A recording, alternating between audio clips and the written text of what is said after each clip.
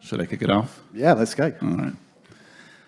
Well, it's great to be back here for the third time. This wonderful summit, which gets people together and gets people in our industry the opportunity to really connect. And I think it's fantastic. So, Marios and Agis, once again, thank you very much for the invitation, and it's great to be back here. So, when I first came to the Athens Summit, we were just getting the Women's Cup started, and now we're 5 years down the road on this journey of international play between clubs that otherwise would not have the opportunity to play.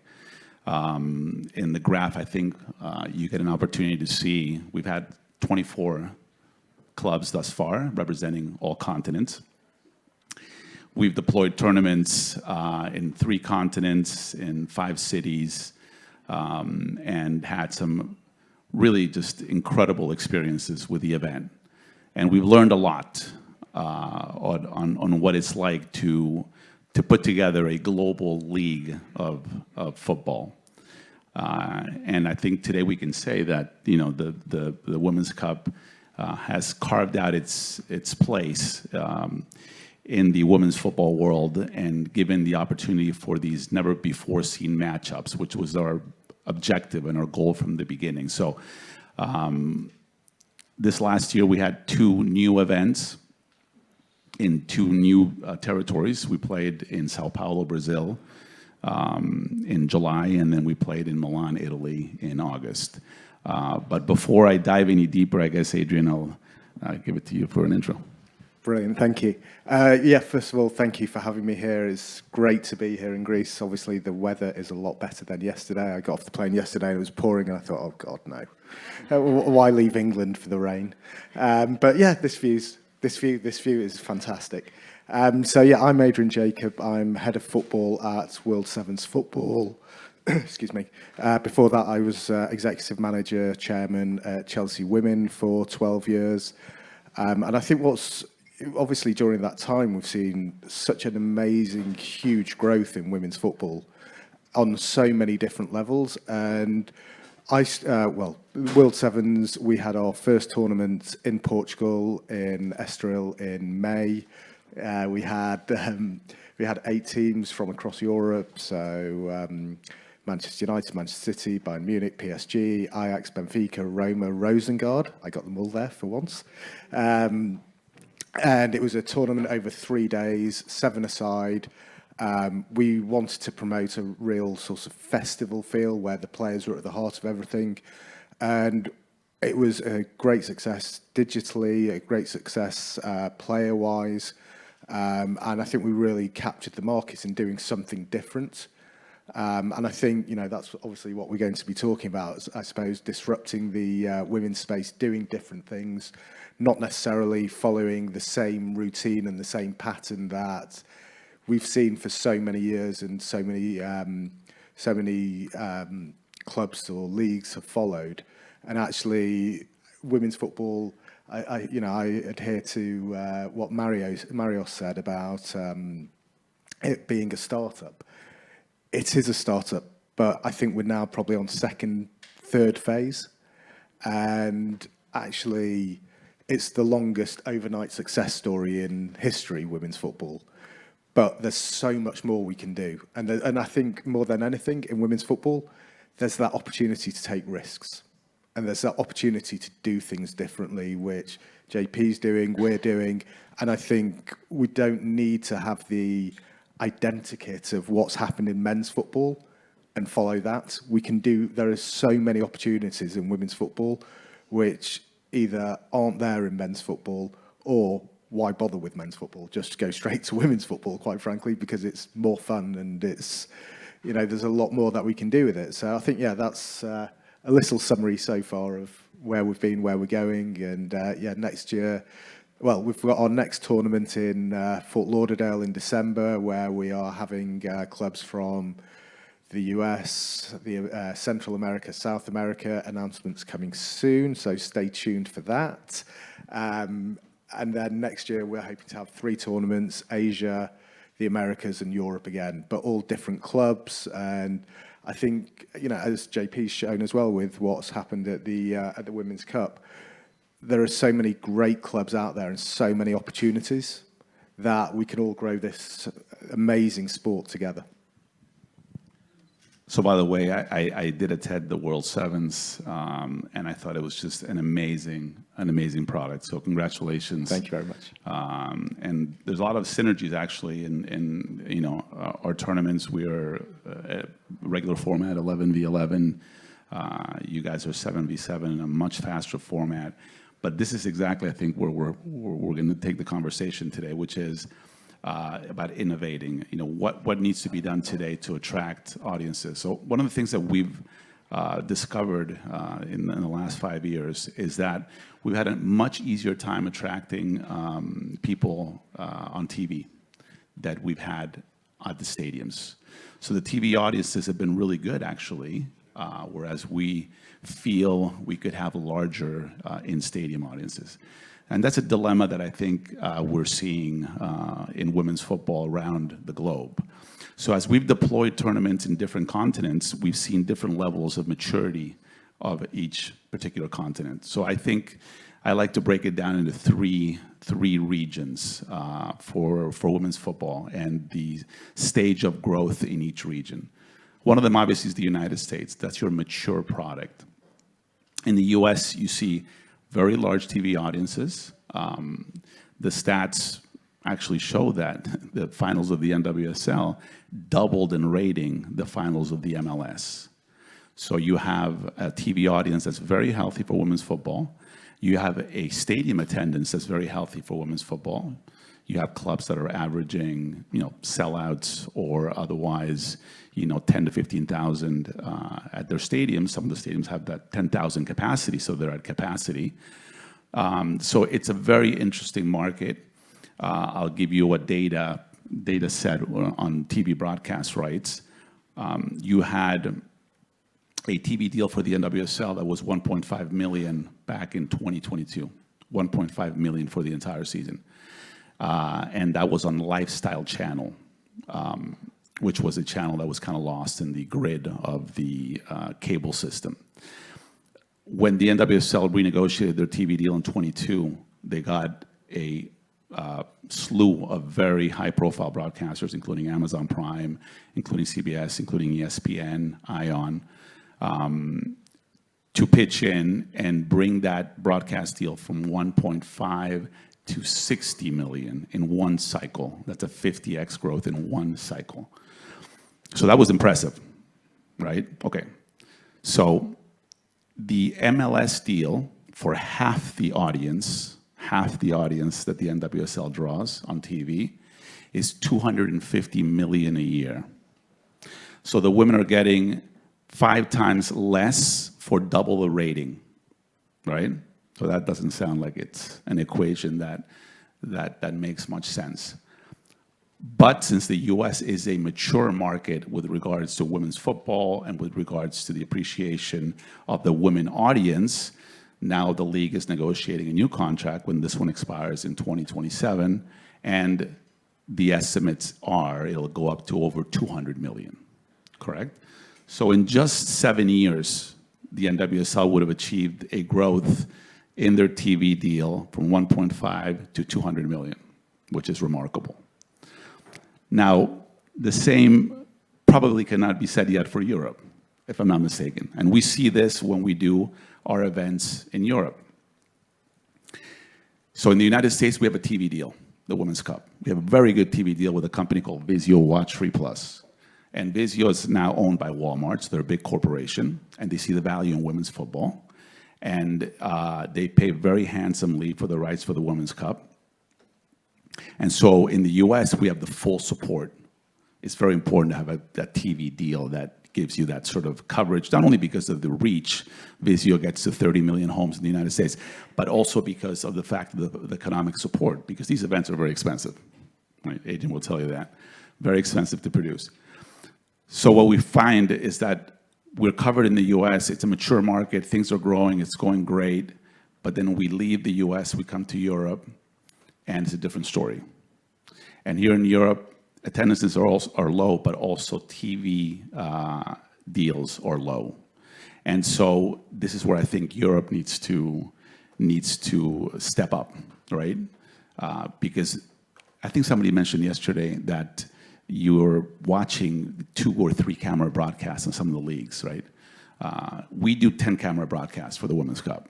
And in the US now you have major productions for all the events. So the quality of the broadcast has a lot to do with the quality of the product and how that is perceived and how it's valued, et cetera. I don't want to drag on too long because I want to give you the stage, but I want to sum it up here with this concept of the 3 continents, is that you have America, which is a mature market. You have Europe, which is a very traditional football market, but not yet appreciating, in my mind, the value of women's football. And then you have Latin America. Latin America is super interesting, and now we're focusing most of our energy in Latin America. So we deployed a tournament in Brazil. We did one in Colombia. We're going down to Chile next year and Argentina. And we'd like to have tournaments all across the continent in the next couple of years. And the reason for this is because the 2027 World Cup is coming to Brazil, and that is going to be a game changer. But I'll leave one more data before I hand off the mic. The viewership, and this is an important factor to keep in mind, the viewership for the NWSL finals was 1 million, okay? The viewership for the Liga MX Femenil finals was 2 million on television. So the Mexican audience is twice the size as the American audience. And the viewership for a Sunday morning, because they play on Sunday morning in Brazil, on Globo between Palmeiras and Corinthians is 5 million for a Sunday morning match, not even the finals, 5 million. So that's where football is going in Latin America. It's going to go big, and the audiences are already there. So keep an eye out for Latin America, and over to you. Yeah, I mean, I think that all of this is very, very interesting about how the game is growing, and I completely agree. I think we have very different viewing habits, and and I think that probably provides quite a nice segue into what some of the thinking was behind World Sevens. And I go back to, I have 2 daughters who are 10 and 13. I'm sure any of you who have kids, their attention span is limited. They are on the iPad, they want to go on TikTok, they want to go on, I don't even know what half the stuff is, to be honest.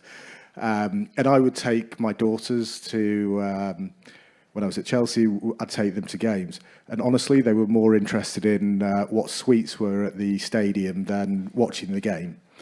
And so the idea of World Sevens formulated from a couple of things. It was, number one, how do we get to this new generation of people, people who want short, sharp, fast and want to watch highlights. Obviously in England there's Match of the Day, which is at 10:30 every Saturday night. And they've gone down quite an interesting route, which is now they're trying to make it more tactical. And there's more tactical advice, and people, a lot of people want to see what's not just what's in front of them, or the football enthusiasts want to see what the tactics are and everything like that.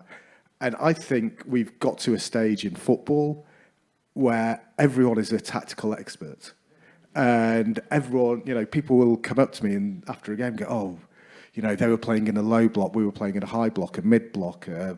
I don't know. And I'm just like, yeah, great. We won. It was great. I really enjoyed watching it. Great goal. And I think so World Sevens, what we want, so there were a few things behind the idea. There was, as I said, reaching this generation of viewers who aren't catered for, and who we wanted it to be short, sharp, fast. We wanted there to be lots of goals. We wanted the ball to be in play as much as possible. We wanted it to be fun. We wanted it to, have an in-stadium atmosphere, which is different to what the normal games are like, but also the viewing experience. So actually, JP will say that the games were literally, it was like so transitional, back and forth, not actually as many, 3 times as many goals as you would see in an average 90-minute game, but no ridiculous amount of goals. Also, the goalkeepers were, one of the standouts for me was the goalkeepers were great because they were constantly in action. They were, the goals were a bit smaller, but it was, I think they weren't, I don't know, they were just a lot more one-to-one, and their actual skills could come out. And I said the viewing figures are one thing, and actually it was a huge success. We partnered with DAZN, who we're partnered with, and we're on YouTube and DAZN, and the figures were better than the Women's Champions League. I'll say that quietly, sorry. And it was, a real social media hit. We had lots of viral moments. And what became clear, and, this goes back to my daughters and their attention deficits. I'd taken them to however many games at Chelsea. And as I said, they never actually caught the bug at all. They were never that interested. The day we came back from Portugal to a week ago, my youngest daughter, who's 10, every day wanted to play football in the back garden. And she had never done that before. And she was like, okay, absolutely entranced by it all. And I think where this goes to really is there are so many different ways where, as I said, at the beginning, we follow the same model. And we do, if we keep doing the same things, we'll keep getting the same results. Women's football, we're here. I think when you talk about disruption, I think it can have negative connotations, but actually what we're doing, what JP's doing, yes, it's disruption, but what it isn't, it's not destruction. And everything is additive. We're in this huge, huge sphere of football. We don't have to follow what everyone else is doing. We can take risks. We can do different things.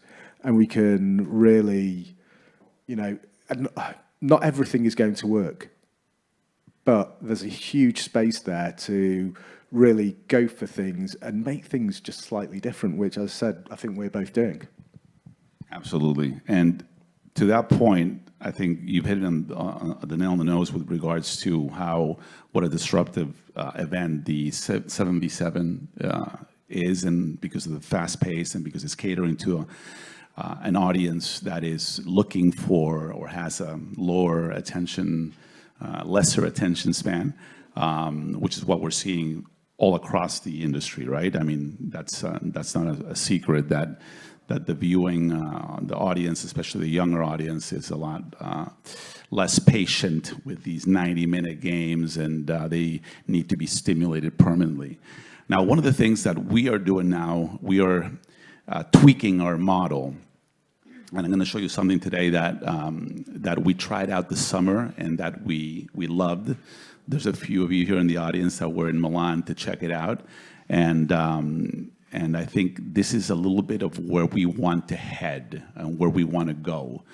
The statistics with regard to viewership that were just mentioned previously show that there is, in several markets, a little bit more man watching. In some markets, it's tied.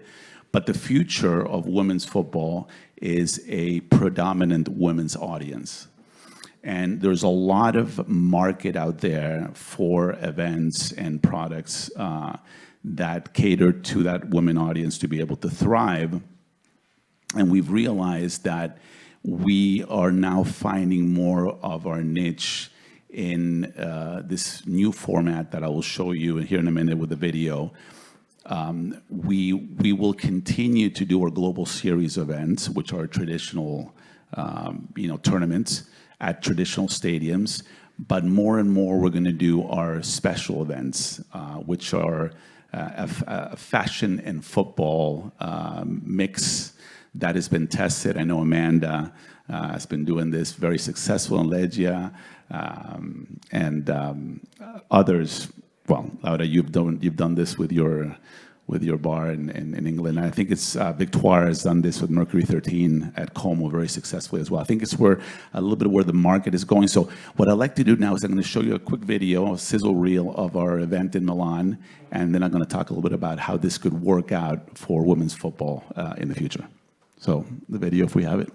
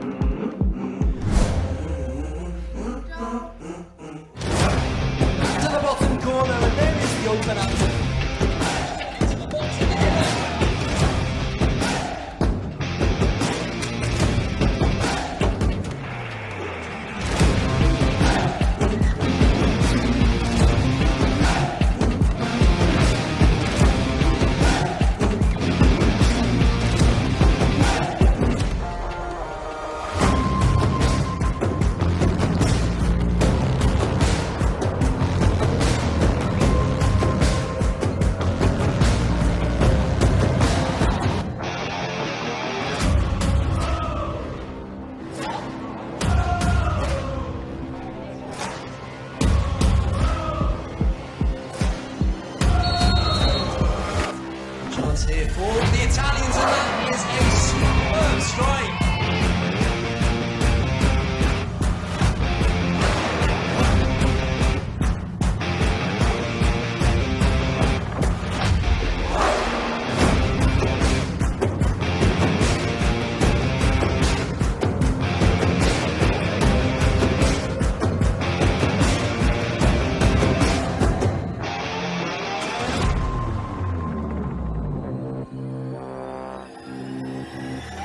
Gordo looking to cover top corner. And at the back post is Reynal on the turn.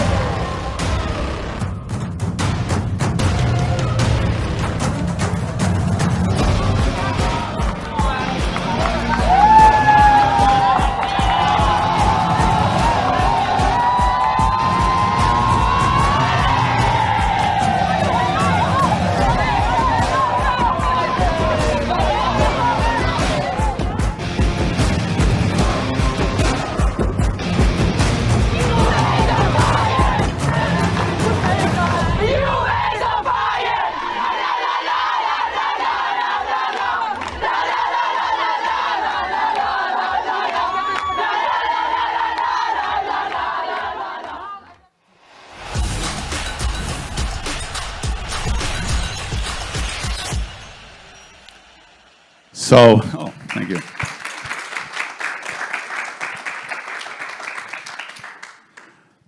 So the marriage of football and fashion is I think an obvious one, and it opens up the opportunity for those in the sport of women's football to access a whole new world of brands and opportunities. Obviously, fashion brands, cosmetic brands, perfumes, feminine products, everything that has to do with women and this new market that we believe is where the sport is going, which is a majority of women viewers, a majority of women audience. So what we want to do with these new events that we're going to be producing around the world, and you saw that we had the sofas and the umbrellas and everybody dressed in white, and it was only invitation-only event, this one in Milan. And everybody was very close up to the pitch, and this is where I'm gonna go next, but everybody was very close to the pitch and had an experience that was very special, and I think everybody that was there came up to me afterwards and mentioned that way of consuming women's football was really a good experience. And so what we're going to do here moving forward with the Women's Cup and these special events is be more experience driven. And that means that we're really going to merge the fashion element into the events. And this rendering here basically is one of the concept ideas of building a runway all around the pitch and having fashion shows throughout the matches and having fashion breaks during the game. I am available for modeling. Okay. You're going to have to talk to Selva back there, who's the fashion creative director.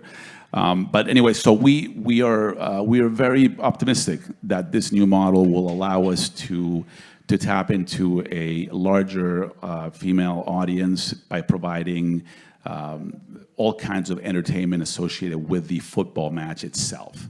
And so we're looking forward. There's one more slide, I think, that if you can show. We're looking forward to continuing down this road, pop-ups from all the fashion brands in and around the pitch and around the stadium, and having sort of this marriage, this natural marriage of fashion and football evolve, and hopefully this will be also an audience driver. Right, like I said earlier, we've seen some very good TV numbers, but we need to get more people into the stadium. So hopefully this will get more people to come to enjoy the day and to have other activities. Obviously, football is king or queen. It is the #1 attraction, but what goes on around the event also is important. Yeah, I think that's a really, really good point. And I think what you are looking to do is amazing. And yet again, it's... I think what we tend to forget in all this, and obviously everyone looks at the life of a professional footballer and they think, oh, what a great life. And women's football, they go to these great places.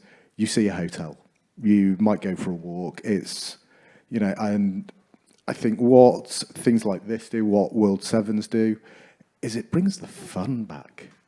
And actually, you can see in that in the sizzle reel, you could see the players were genuinely having fun. During the season, we were very, very successful over my time at Chelsea. But I don't think anyone would ever have described any moments of as being fun.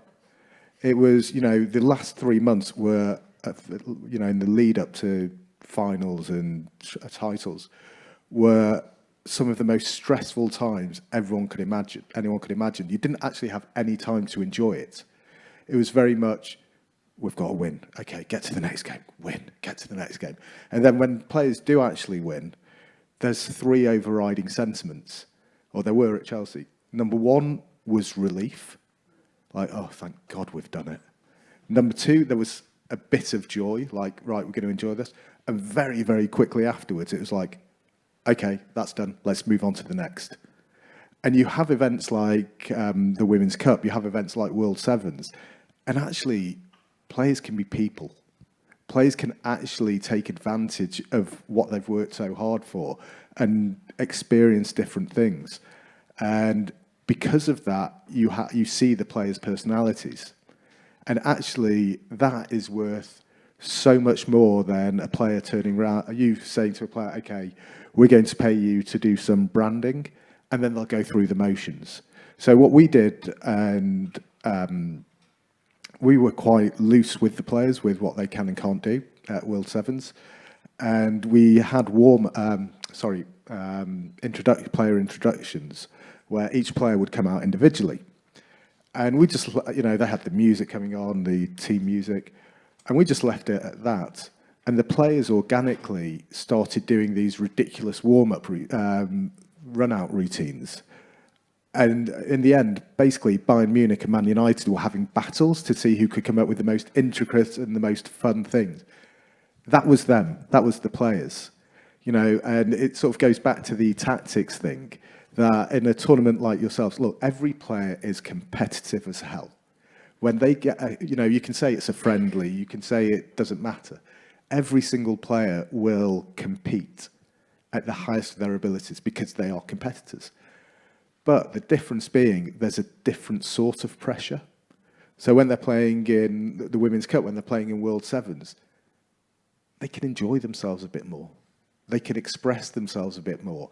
There isn't that pressure on them. And I think what that then involves is, I was speaking yesterday to one of the coaches who's coming to the next tournament. I said to him, "You're going to be completely redundant during this tournament." And he's like, "What do you mean?" I was like, "Oh, there are no tactics."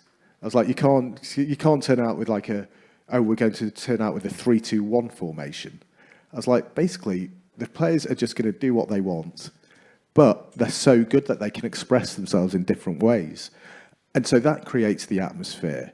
And the difference of being in a Women's World Cup, a Women's Cup game and the league game, they have this incredible, they can show their personalities. You know, I often, and they can enjoy being a footballer, and that joy, basically, it just exudes from all of them. I mean, the one that I often quote is on the morning of the final, the Man United players who, let's say it was the morning of a league game, or they'd be all there stretching and going through tactics and stuff like that. They were all sat on the beach having ice cream. And it's, you know, and I think we're showing women's football in a different light and allowing the players, you know, and not to sound too commercial, but the players are the most important things, and the players are how we're going to grow this game. You know, the clubs help, but so back to Chelsea, we always said, look, we'll get it right on the pitch, and then everything, basically, the build it and they will come, sort of thing. And if the product is good, people will come. I think that's still true. The product has to be really good, but there's so much other stuff we can do around it, and there's so much around actually the experience.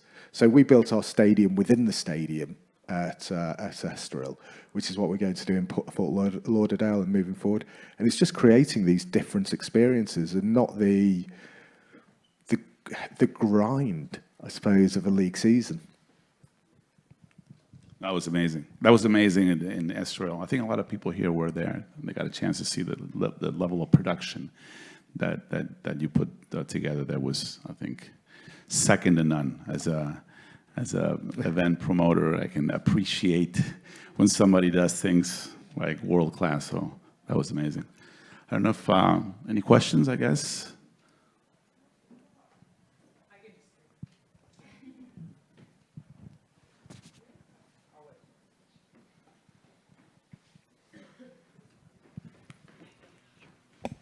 Hello. Well, thank you both. That was just so inspiring and so exciting. I was at the Champions Final in Lisbon, and I can testify that every single social channel was flooded with goal celebrations from the Sevens. It was so great. And I was also in Milan. Incredible event. A question for both of you. Do you think that entertainment is where these young audiences that we're trying to capture, is what those two events that you're putting together, is that one of the big things that you think are going to pull those young audiences back in, especially young women and young girls? You want to go for it? Yeah. So I think a lot of times you do not need to sort of reinvent the wheel. In the United States for a long time now, as you know because you played basketball there, the concept of entertainment and sports has been a marriage made in heaven. And I think today, if you go to an NBA game or an NHL game, or even an NFL game, there's something happening all the time.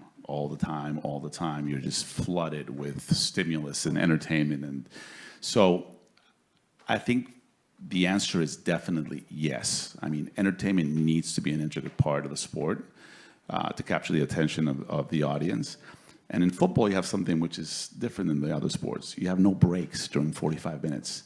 So, of course, in the other sports, basketball, hockey, even baseball and football, American football, you're breaking every 3 to 5 minutes.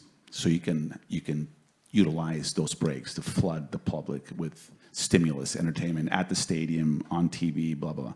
Football, you're 45 minutes watching a match.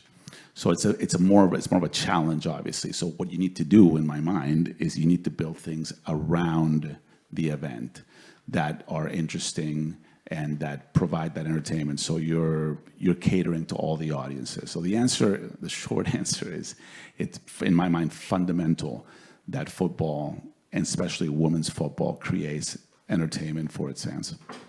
Yeah, I agree. I think football and entertainment I don't think either needs to be exclusive. In fact, they're both completely entwined.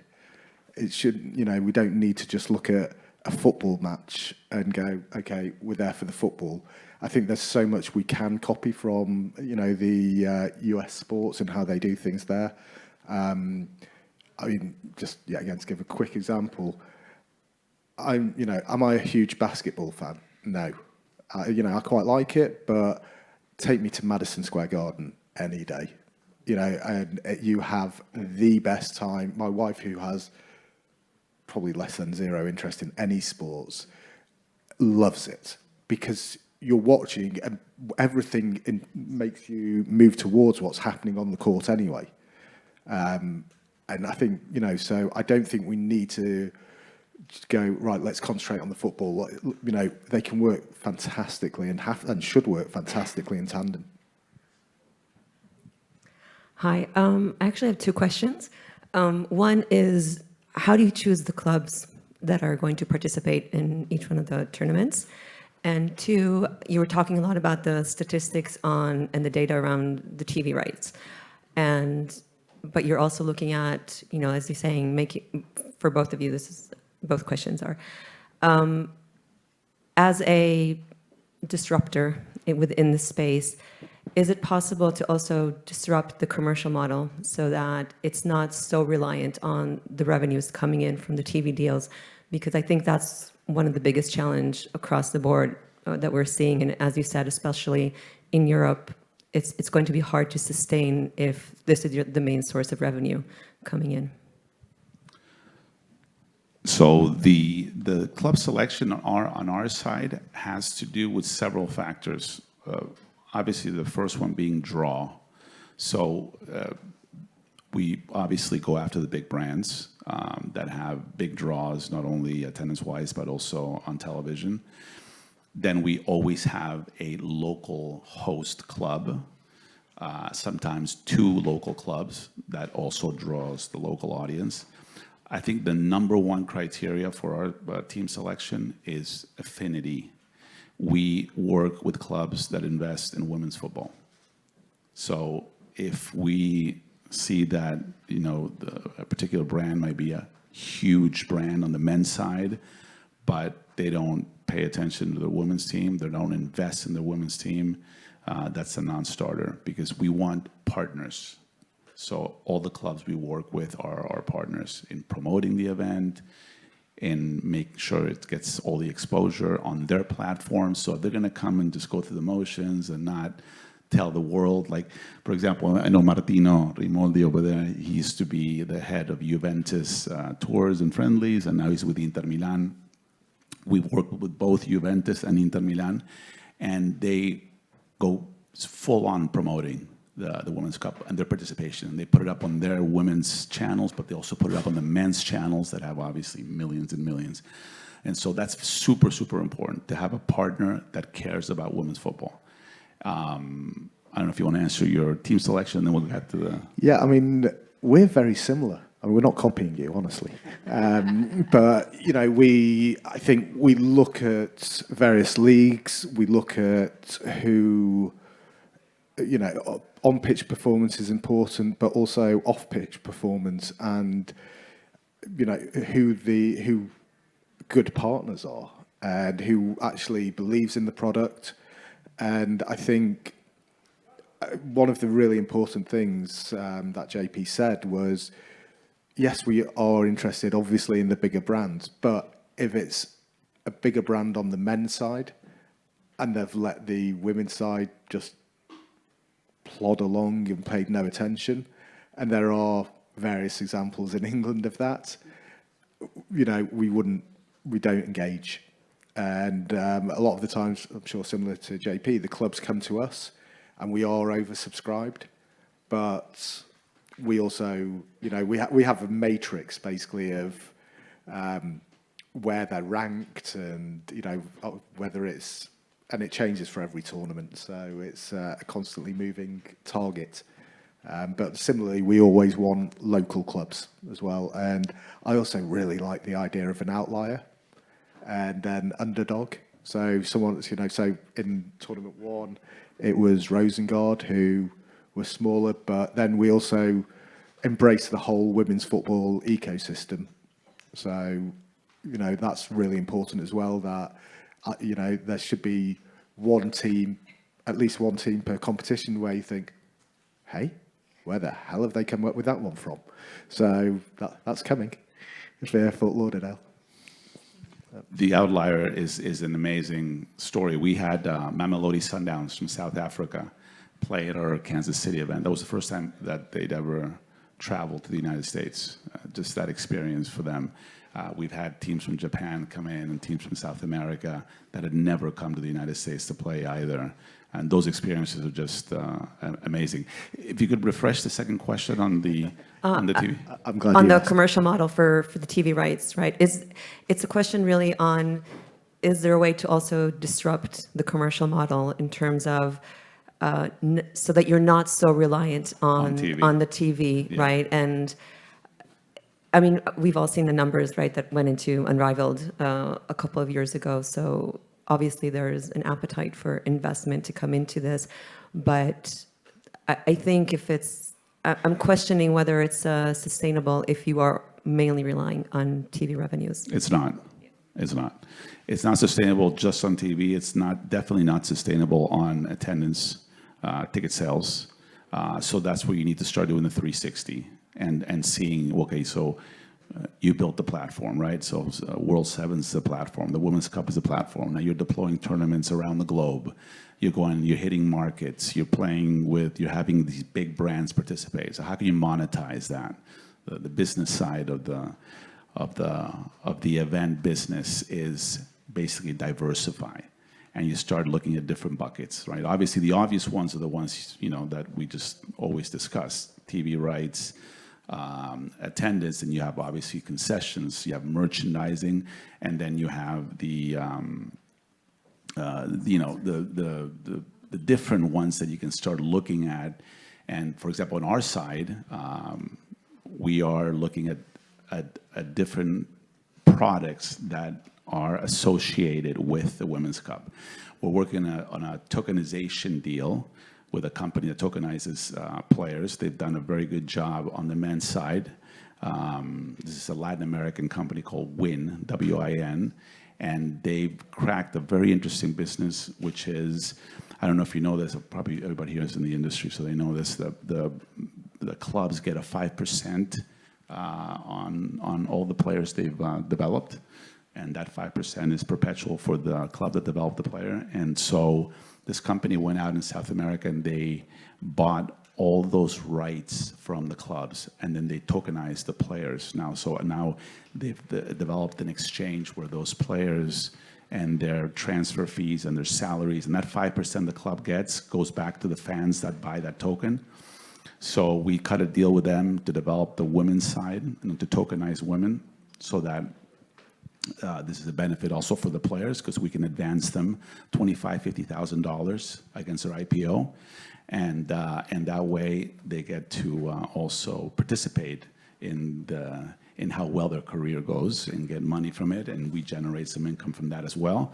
Now we're working with Selva on a fashion line that's being developed for the Women's Cup under the TWC brand, and we're going to be launching that with the fashion events that we're going to be doing. So that's going to be also a revenue stream, and we're permanently looking into other opportunities to monetize. So we're not just waiting for the TV deals to drop, although luckily the TV deals in the US are on the rise. But once again, in South America, a little bit less, and believe it or not, in Europe, a little bit less. Yeah, so. Yeah, I think that is a really good point, that, we look at women's football, not just what we're doing, but just women's football in general, and we always go back to the same, we need money from TV, we need money from the men's club. How are we going to do it? And I think what JP has shown and what we're showing is there's this constant need to pivot. If you would have said to JP 5 years ago, right, you're going to do, the way you're going to earn revenue is tokenization or fashion, he probably would have looked at you like you were really strange. But I don't think we're constrained by, oh my God, we've got to get that TV deal right. We can go into various different things. We can, I can't reveal what we're planning, but it's, we're not, the TV deal isn't the big money earner for us. And I think, going back to the women's game in just in general, the reality is, that with the women's game, and when I was speaking to clubs, and I'm sure JP is the same, the women's clubs get money from really the TV, the league, UEFA, if they're in Europe, and the men's club. They're only starting over the last couple of years to really get, and it's only the major clubs who are starting to really generate money on their own. So we've come in, and JP's come in, and actually we're giving these clubs money themselves that they're generating themselves. So we're changing the ecosystem of women's football. So actually suddenly people are like, let's say, people looking at Manchester United women is a great example. That there's so many stories in there about the negativity of United. United won $1 million from us in the tournament. That's their transfer budget. That's $1 million less. It's $1 million less that the men's club have to give them. So suddenly they're looking at the budget, go, wow, okay, you've made $1 million. Think how long and how difficult it is to commercially gain that $1 million, whereas they've done it in 3 days. And also the brilliant thing for us is these clubs that do well in our tournament, they go, okay, we made $1 million this time, or we made $2 million, and suddenly the club, well, you've got to go and do it again then, because we don't want to give you that $2 million. So where are you going to find it from? So suddenly the interest grows and the competition grows. So I think there's lots of different opportunities out there, and we're not constricted or restricted at all. Okay, guys, we might have to hold it there because we have many questions to come. We can maybe do it a little later because we do have our next time. We do need to get going shortly. So, Cool. round of applause. Thank you.